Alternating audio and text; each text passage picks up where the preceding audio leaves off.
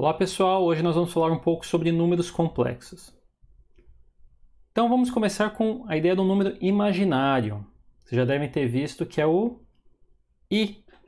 E ele significa na verdade a raiz de -1, é um número intangível, né? A gente não consegue compreender o que seria a raiz de um número negativo. Mas a parte interessante é que o seu quadrado é um número real. Isso leva à seguinte conclusão, né? Quando você tem um número imaginário que está relacionado com esse i, se ele for multiplicado por outro número imaginário, o resultado é real. Em compensação, toda vez que um real for multiplicado por um número imaginário, o resultado é imaginário. Então, falando então em números reais e números imaginários, a gente consegue ter um número que é o número complexo. Seria justamente a combinação de uma parte real e uma parte imaginária. Então aqui eu vou representar esse número complexo pela letra C, a sua parte real é a letra A, sua parte imaginária é a letra B. É comum a gente chamar essa forma de representar esse número complexo de coordenada retangular.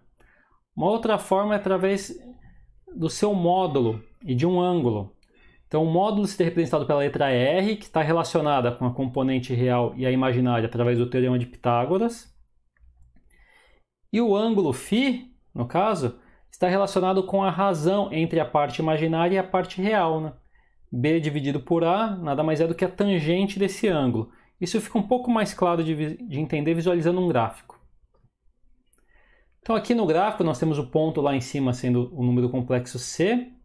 A gente vê que a distância da origem até esse número complexo é justamente o seu módulo, no caso R. Dá para observar o ângulo φ formado, né, entre essa linha pontilhada e o eixo real. E no eixo real está representada a componente A e no imaginário a componente B. Então é assim que a gente representa os números complexos. Mais interessante é a fórmula de Euler. É uma outra maneira de a gente representar esses números complexos. E Euler demonstrou, existe uma prova, tá? Isso é provado através de uma expansão em séries, de que e elevado a i φ nada mais é do que o cosseno de φ mais i seno de φ. Isso aí está parecido, né, com o que nós tínhamos visto de como é que poderia ser representado o número complexo. Então, com aquela ideia, a gente pode reescrever o número complexo de uma forma mais simplificada, onde ele é um módulo vezes o exponencial imaginário do ângulo. Isso aqui é o que nós chamamos de coordenada polar. É uma forma bem mais simples de a gente representar um número complexo.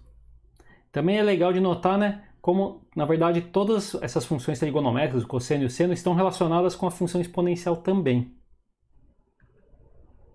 Por conta dessa relação polar em que nós temos um ângulo, é bastante prático a gente usar agora números complexos para realizar a rotação. Vamos ver como isso é feito. Então, de novo, a gente pega o nosso número complexo C, aqui representado em coordenada polar. Nós vamos usar ele de base para criar um novo número complexo D. E o D vai ser o C multiplicado por e elevado a iθ. E a gente observa então que o D, no final, vai ter o mesmo módulo do C, só que na parte exponencial, né, vai estar representado com a soma dos ângulos φ mais θ. Então, isso representa nada mais do que você pegar um número C e rotacionar pelo valor de um ângulo θ. E como é que vai ser? Se o θ for um ângulo positivo, essa rotação vai ser para a esquerda, no sentido do ciclo trigonométrico, no sentido anti-horário. Caso ele seja um ângulo negativo, a rotação é no sentido inverso, vai ser no sentido horário para a direita. Nessa animação, a gente vê uma representação gráfica do número C em coordenadas polares, mas também dá para imaginar que seria a rotação do número real R. Nós podemos também representar espirais com números complexos. Como que a gente faz isso? A gente pega um número complexo normal e multiplica por um exponencial real. Se o ângulo φ real, nesse caso aqui, for positivo, nós vamos aumentar o tamanho do nosso R. O módulo vai ficar maior, né? Com R vezes esse exponencial vai ficar maior se nós estamos fazendo nosso número complexo aumentar de amplitude. No caso aqui eu deixei os dois ângulos iguais, mas não é necessário, tá? E a gente pode representar também com a soma dos expoentes. Caso o expoente φ seja negativo, né, principalmente a parte real, o que nós vamos ter uma espiral que diminui, né? A amplitude do número complexo vai ficar reduzida, ela vai ser cada vez menor conforme você muda, aumenta o seu valor do φ.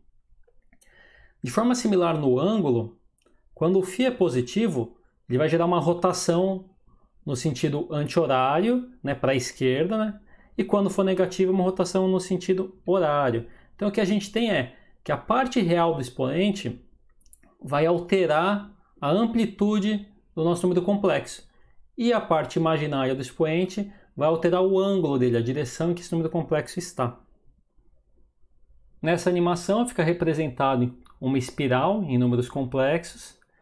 No caso, ela está com a parte real negativa, então ela é uma espiral que decresce com o tempo, né, conforme vai passando, vai alterando o ângulo.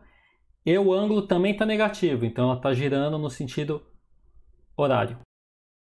Bom, pessoal, era isso que eu tinha para falar com vocês sobre números complexos. E eu termino aqui apresentando uma das equações mais bonitas da matemática, que relaciona todos os números básicos dela.